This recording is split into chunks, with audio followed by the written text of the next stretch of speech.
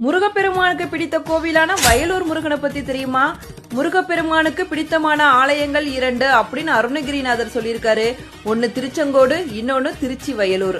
திருப்புகள்ல 92 இடங்கள்ல வயலூரா வயலூரா அப்படின்னு பாடியிருக்காரு அருணகிரிநாதர். திருவண்ணாமலையில முருகப்பெருமானோட அருளை பெற்ற அருணகிரிநாதர் முத்தை தரு அப்படின்னு தொடங்குற திருப்புகழோட சில பாடல்களை பாடினார். வயலூருக்கு வா அப்படின்னு முருகப்பெருமான் உத்தரவிடுறாரு. முருகப்பெருமானோட உத்தரவை ஏற்று வயலூருக்கு வந்தார் அருணகிரிநாதர். அங்க பொய்யா விநாயகரோட அருளை பெறுகிறார். ஆனா முருகப்பெருமானோட தரிசனம் கிடைக்கவே இல்ல.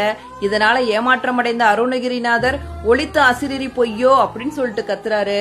அப்ப அவர் முன்னாடி முருகப்பெருமான் காட்சி தராரு. திருப்புகழ் பாட அப்படின்னு சொல்லிட்டு முருகப்பெருமான் கேட்கிறார். அதற்கு அருணகிரிநாதர், பாடறியேன் படிப்பறியேன் பள்ளிக்கூடம் தான் நான் அறியேன், எனக்கு என்னப்பா ஞானம் இருக்கு உன்னை பற்றி பாட அப்படின்னு சொல்லிட்டு அருணகிரிநாதர் கேட்கிறாரு.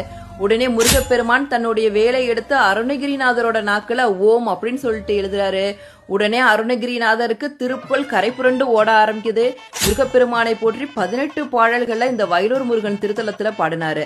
தொடர்ந்து பல திருத்தலங்களுக்கு சென்று திருப்புகழை பாடினார். முருகப்பெருமானோட அருள் நிறைந்த திருத்தலம் தான் வயலூர் முருகன் திருத்தலம்.